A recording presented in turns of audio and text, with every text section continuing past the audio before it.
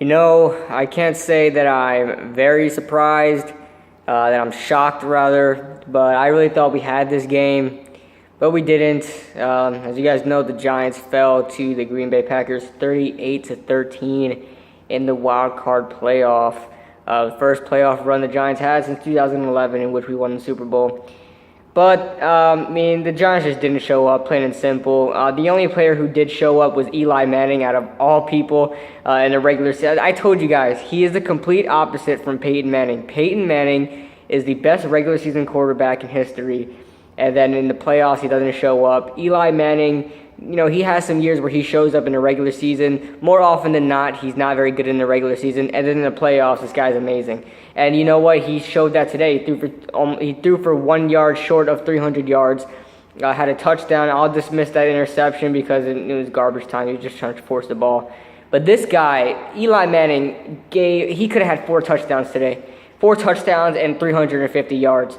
This guy, he was on the mark the whole game. There was nothing. I couldn't say anything wrong about Eli.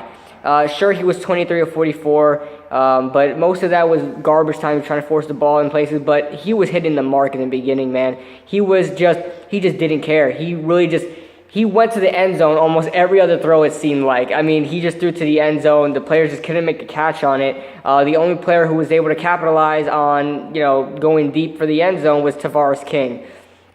Odell Beckham missed 2 catches. Sterling Shepard missed a few as well. And Victor Cruz, he shows up for a catch or 2 and he goes home. That's just what it is. And, the Giants just didn't show up. And, the defense, they just start to get gassed out. I guess uninspired, not motivated anymore because, the Giants were not moving the ball offensively. In the beginning offensively, I didn't think we did a bad job. Besides putting up points, I thought we moved the ball down the field pretty well. And I thought we could have had this game like how I thought it would be, 21-17.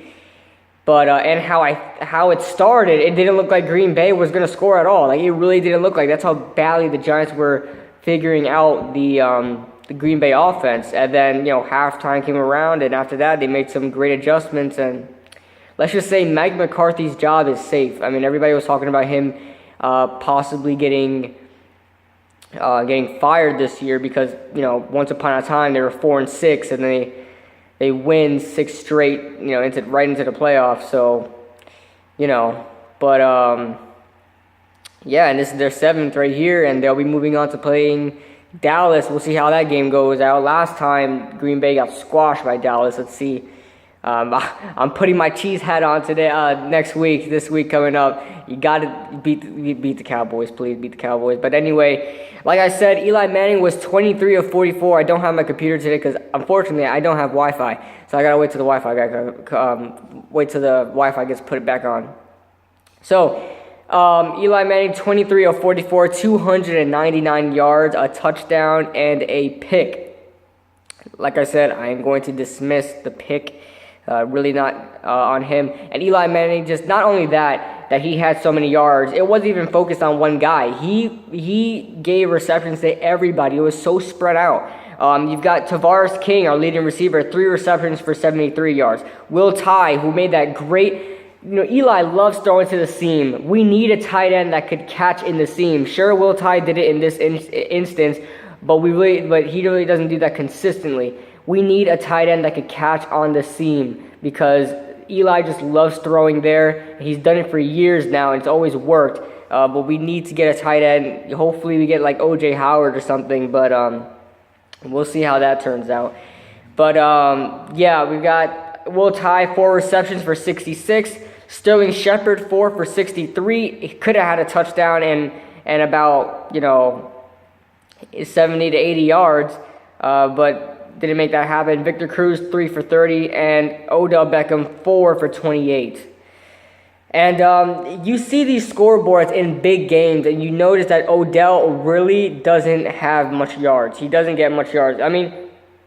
This is the problem I have with Odell Beckham. everybody's saying, I'm a Giants fan. I'm the one that should be saying Odell Beckham is the best wide receiver in the league. I completely disagree with that. He doesn't show up in big games. Whenever there's a big game, at the end of the day, you're not going to see him with 100 yards. You don't see Antonio Brown with 4 receptions for 28 yards in a playoff game. Look at the playoff game he just had against the Dolphins. Sure, it's the Dolphins, but I'm sure he's gonna keep impressing later on in the playoffs, and that's just who he is. Julio Jones, sure, he goes, sometimes he disappears, but then again, in other games, and in big games, he can get, 150 yards easy, or that time this year, but he got 300 yards. So, I think Julio Jones and Antonio Brown are better than Odell Beckham right now. Odell Beckham just needs to show up in these big games, man. It could be his inexperience because this is his first time in the playoffs, but that needs to change. It happens too many times that we see Odell Beckham. Sure, he leads all receivers at his point of his career at 3 years of it in his career in receiving yards, but that's very undershadowed. It's kind of over exaggerated a little bit. Because he does have games like this that in big games he only gets 30 yards. Come on. But as a team we had 5 sacks. That's a good job. Pass defense was terrible, but the D-line played pretty well. We couldn't stop the run as much at all, actually. But we got to the quarterback. We got to Aaron Rodgers. In the first half, we had that guy shaking in his boots. But he came back and made adjustments. We got Landon Collins with a sack, Kerry Wynn, Romeo Akwara, Jonathan Hankins, and Cody Sensabaugh.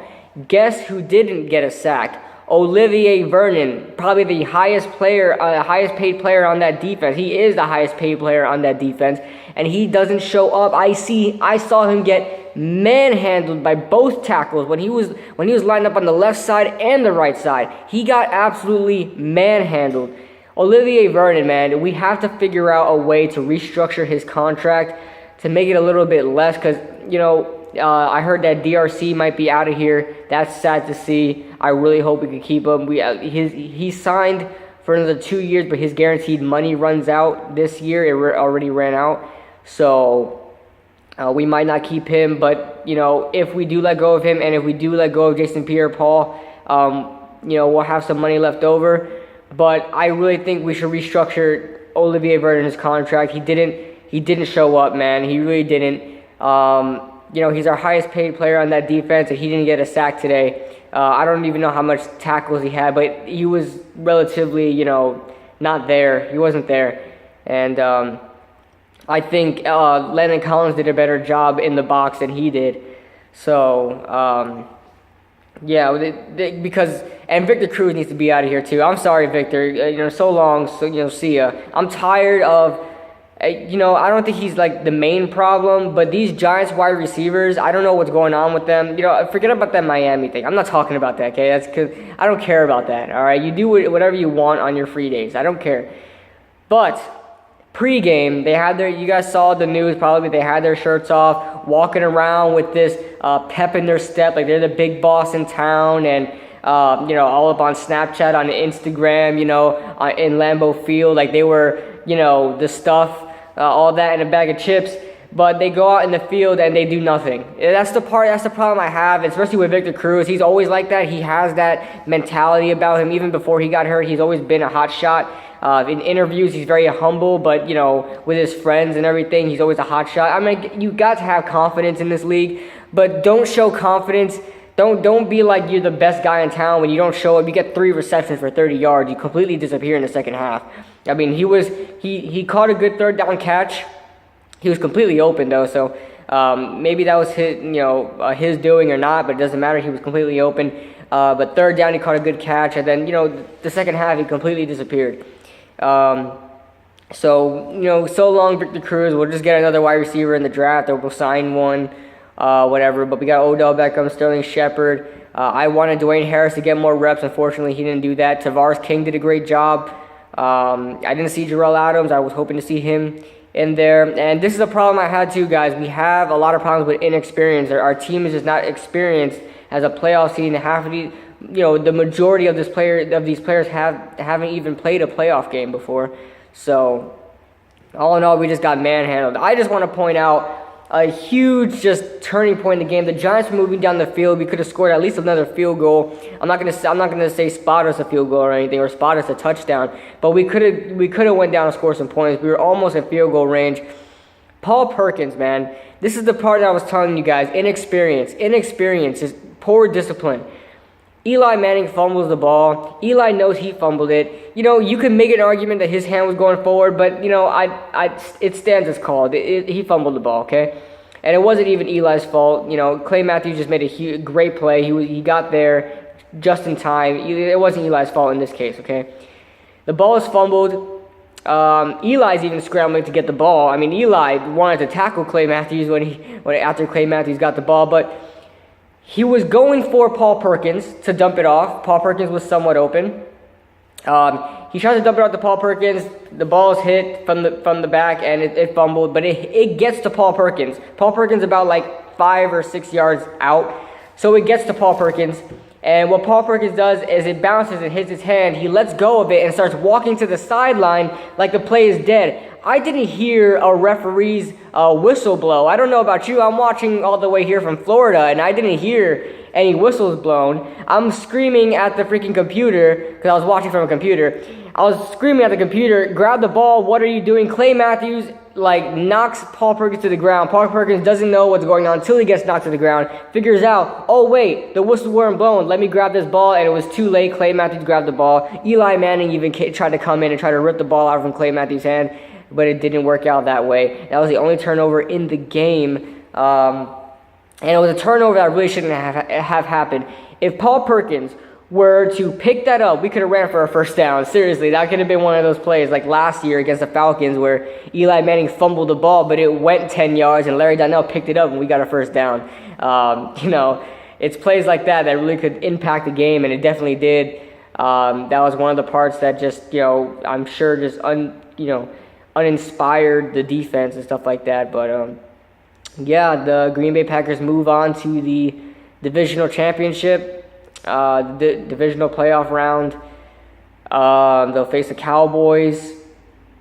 You know, good luck to the Green Bay Packers. They really play like a Super Bowl team.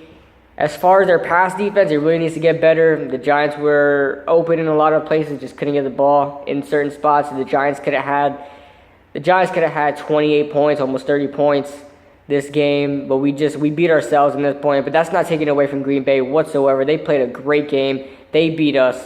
But I still think we could have got that. We could have had that game, guys. I really thought we could have had that game. But, yep, I'll be making the season wrap-up, the New York Giants season wrap-up soon. I was going to do it Friday, but I was like, as I was about to do the video, I was like, the season's not even over yet, so what should I do? Should I make a regular season video, or should I just wait till the Giants are either win the Super Bowl or when they're eliminated? So I just decided to do it when they're eliminated, so I'll do that video tomorrow along with the